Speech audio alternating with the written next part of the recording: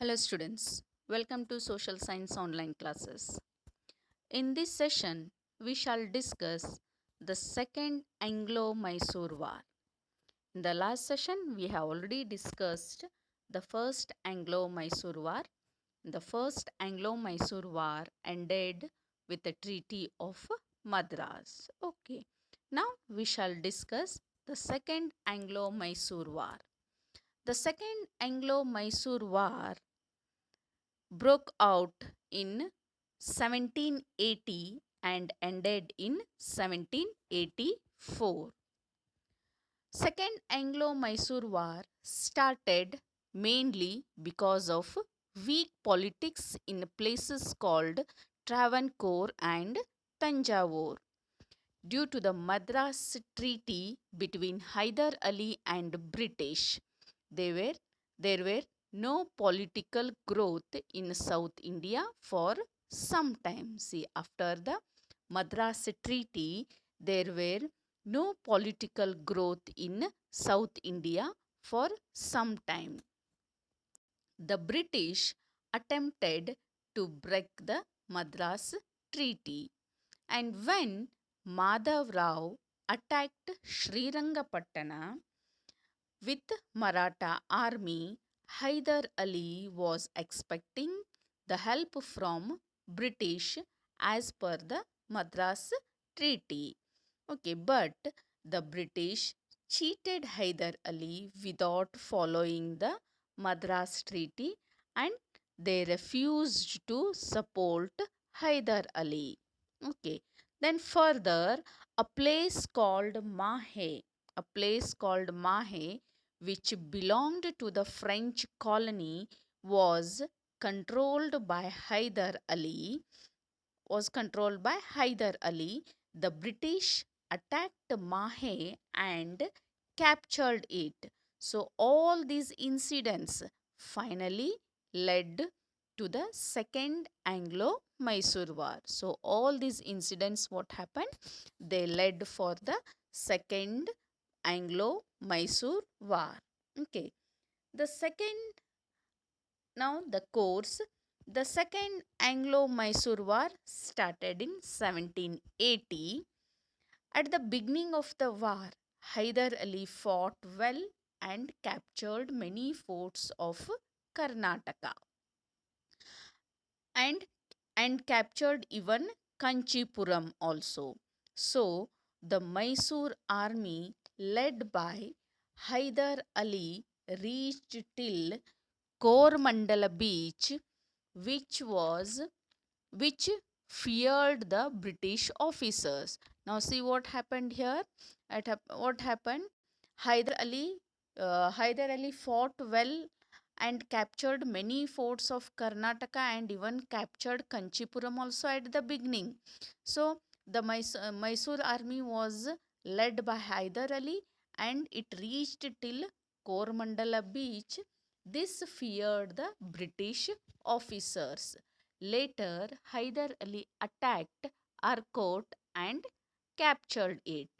When Hyder Ali when Hyder Ali was about to attack Vandivash and Vellore, the standby British army, who were kept for emergency purposes, led by Sir Eyre Coote, secretly followed Hyder Ali's army. Now see here, the um, the army which the British army which was led by Sir Eyre Coote secretly followed the Hyder Ali's army till Pondicherry.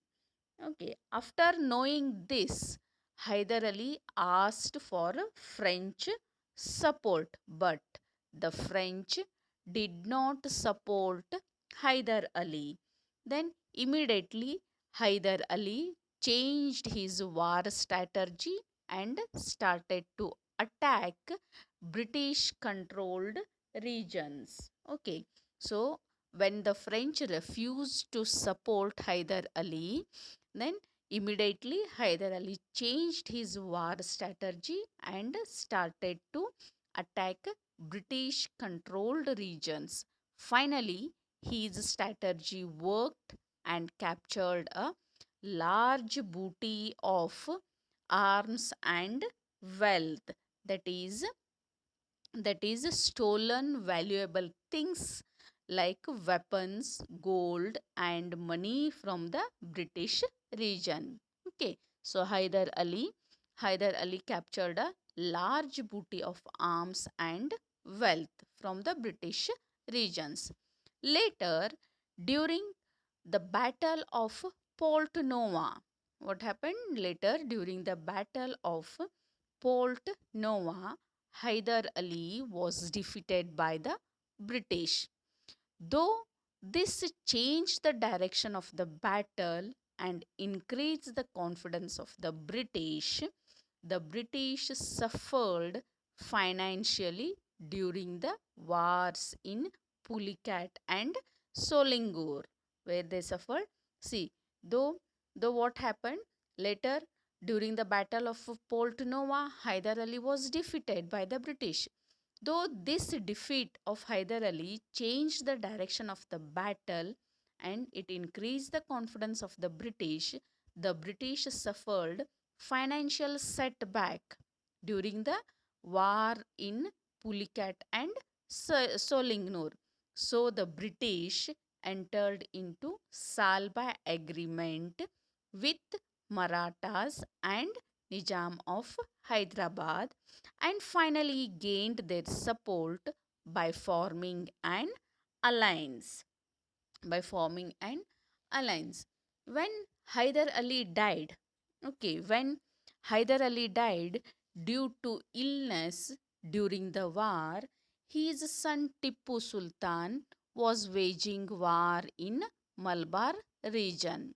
So the British, using this situation, tried to occupy Mangalore and Bidnor. Then, when Hyder Ali's son Tippu Sultan led the war, continued Tippu Sultan led the war and continued the war in the Malabar region. British took the support of Malabar and Calicut rulers and influenced them to fight against Tippu Sultan. So Tippu Sultan already knew such cunning policies and he was expecting such developments by the British. So Tippu protected Mangalore and coastal regions and defeated the British. Finally, what happened? Finally, the war ended in 1784 with the agreement called the Treaty of Mangalore. So the Second Anglo-Mysore War ended with the Treaty of Mangalore. Okay, now the Second Anglo-Mysore War ended with the Treaty of Mangalore in 1784. Now let's know the terms of Mangalore Treaty.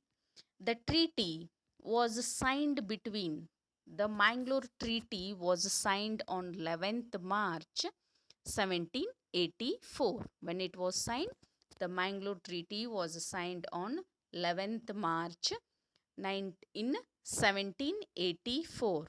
And this treaty was signed between Tippu Sultan and East India Company. Okay, now let's know terms of Mangalore Treaty.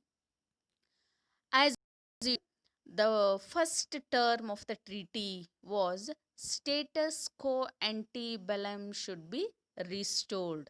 This I have already discussed in the last session. What is the meaning of a status quo ante bellum? Okay, the first term of a Mangalore Treaty was status quo ante bellum should be restored. Second term, the two parties were not to help each other's enemies directly or indirectly, nor make war on each other's allies. Say, I repeat it once again. The second term of the Mangalore Treaty was the two parties. Which are the two parties here? The Tippu Sultan Party, India Company.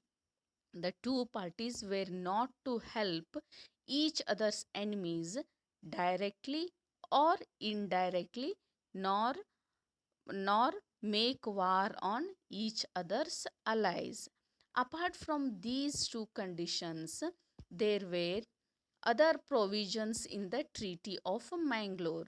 They are: the Treaty of Mangalore had a provision that all the prisoners of the Second Anglo-Mysore War should be released by both the sides. But Tipu Sultan didn't agree for this provision, and this is one of the cause for the breakout of the Third Anglo-Mysore War. Okay, another provision, that is fourth term, is in the same treaty of Mangalore, there was a provision that the Britishers would not make any alliance with Marathas and Nizam of Hyderabad. Say, I repeat it once again. In the same Treaty of Mangalore, there was a provision that the Britishers would not make any alliance with Marathas and Nizam of Hyderabad. Okay, of Treaty of Mangalore. Okay, now we shall discuss about, let's know more about Tipu Sultan. Okay. Tipu Sultan, after the death of his father Hyder Ali, Tipu Sultan. Okay, now let's learn about Tipu Sultan or know more about Tipu Sultan. After the death of his father Hyder Ali, Tipu Sultan became the ruler. Tipu Sultan felt that the British were the major obstacle for his policy of expansion. So he tried to drive them out of the country seriously. Okay. He understood Tipu Sultan very well knew the cunning policies of a British. Okay, so he considered it as his duty to drive the British out of India, because he very well knew the cunning policies of the British, and they were the main obstacles for the expansion of his kingdom. So he decided it was his duty to drive out the British out of India. So he waged war against the British throughout his 17 years of rule. He ruled for 17 years.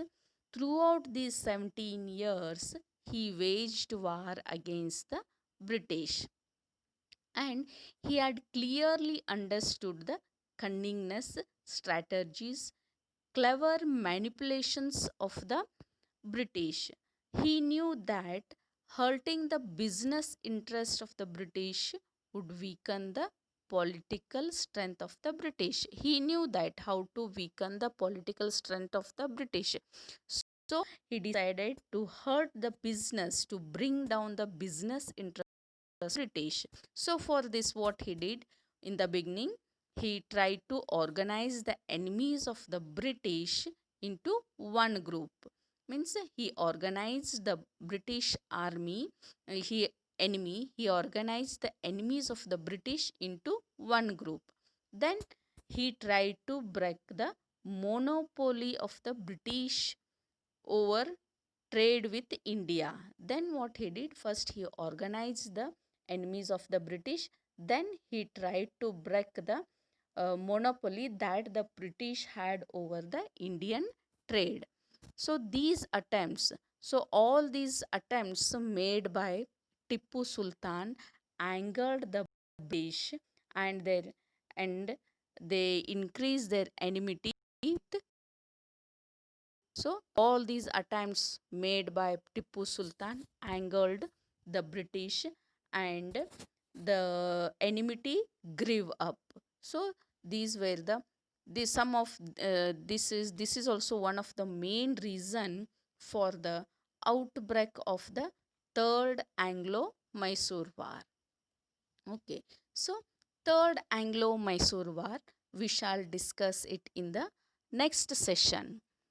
Now we'll wind up next session. We shall come up with the Third Anglo-Mysore War and Fourth Anglo-Mysore War. Thank you and have a good day.